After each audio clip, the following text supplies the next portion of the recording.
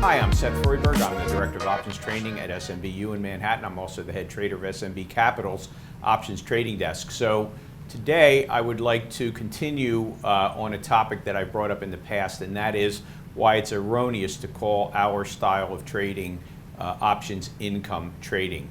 I think it's a poor term, and it actually leads to poor behavior, and that's what I want to talk about in today's video. The last time I talked about this topic, I mentioned that to call this options income trading is a problem because it implies that the market's going to give you a check every month for your entering the market and doing option spreads. Well, it would be nice if the world worked that way, but it does not work that way, and there are going to be months where you will make money, and there are going to be months where you lose money. And so you can't go to the grocery store and pay your bills, pay for your supermarket bill with negative income, right? Your landlord is not going to accept rent, which is a negative number. So you can't call it options income trading. What we do is market neutral trading. It's positive theta, meaning we're taking advantage of the time decay of short options. And that kind of trading in many months, in fact, will be lucrative and profitable, but you will also have losing months. No good strategy does not have a weakness, and therefore in the months where that weakness emerges, you will lose money.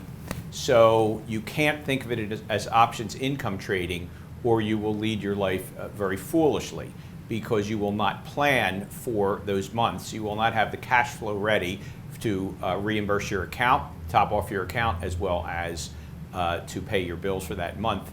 You need to have a cash flow plan for any form of trading in the months where you do not make money, so that you can still trade the same capital size and get back on the horse, so to speak, in the next month.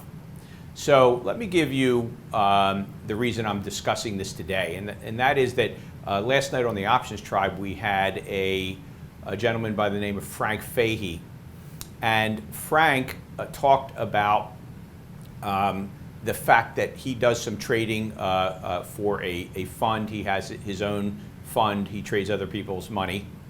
And he is now currently out of the market because, in his opinion, the VIX is too low.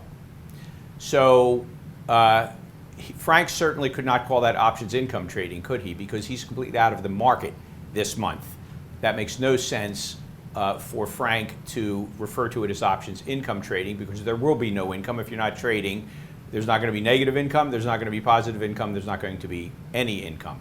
And so let's just say that Frank's system obviously says when the VIX is this low, he doesn't trade. He doesn't believe he's getting paid enough for the risk.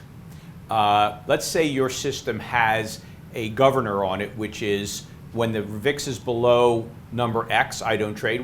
Or you may have a system which says when VIX is above a certain level, I will not trade. Some people don't like to trade when the VIX is very high and the market's quite volatile. So let's take just a sort of a vivid example of how changes in the VIX affect the profitability and the risk-reward trade-offs of these strategies. So suppose that, let's just make up numbers. Suppose you had an iron condor strategy, and your minimum monthly return on the original condor, you may not take all of that into income, but the minimum, if you were to allow it to expire, and if the trade were to be a win within the boundaries of the iron condor, then let's suppose that your minimum standard for a condor put on, let's say 7, 8, 9, 10 weeks out, is 20% return.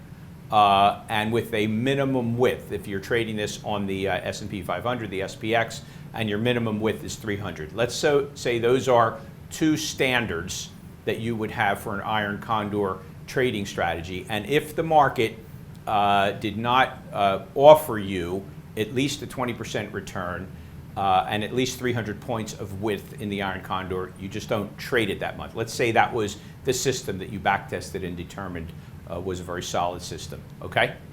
Then let's take a look at January 13th, 2016. That was a month in which, because of the sell-off as a result of the drop in the price of oil as well as the Chinese stock market, the VIX had shot up to 25.22%. The return for a 65-day iron condor would have been about 28%, and the width would have been about 425 points. This is a 10-lot SPX iron condor with 25-point wings. So that, in a high volatility time, would have met your standards. It's above 20% and it's above 300 point width in the iron condor. But let's suppose that you now moved into this month, and you went back a week from today, you went back to July 13th. And if you were to do that, you would find if you tried to place a 65-day iron condor at that time, in other words, if you were to do a September iron condor at that time, your return would have been 18% and your width would have been 250. Both of those facts are a function of the fact that the VIX is very, very low right at this moment in time. So therefore, the September trade would not meet your standards and you wouldn't trade. So what do? Trade anyway because it's options income trading? And the answer is no. If you backtested, and this was a key driver to the value of your trade, this issue of the risk-reward trade-off, which is really what the return is about. If the risk-reward trade-off is not appropriate, you shouldn't trade.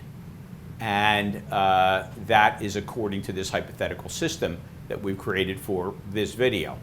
So it's not options income trading, is it? It is following an appropriately back-tested and designed system the way it's supposed to be followed. So I'm going to give you a summary that I gave you the last time I talked about this topic, which is stop calling it options income trading. If you trade for a living, it means you've got a plan that meets your annual income goals, not any 1 month's income goals. Any 1 month's results are not relevant to the longer term results of the strategy. So it's what you make each year that is relevant. Therefore, you have to have a plan which includes setting aside some cash flow which you can draw upon to both deal with drawdowns within your account as well as pay your bills for that month.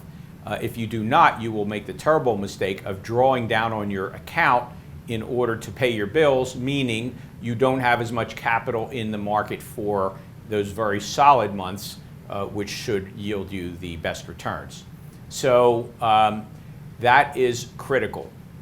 If you start thinking about it as options income trading, you start telling yourself, I need to trade every month, whether the market is properly set up for my style of trading or not. That's not intelligent. And if you allow that term income to affect the way you trade, it's a bad idea. So let's stop calling it options income trading. I do it myself sometimes, but I try to avoid that term because it leads to poor behavior. Trade when your system says to trade, and do not trade when your system says to not trade, and that way you will live to trade another day. So thanks very much, and we'll see you next week.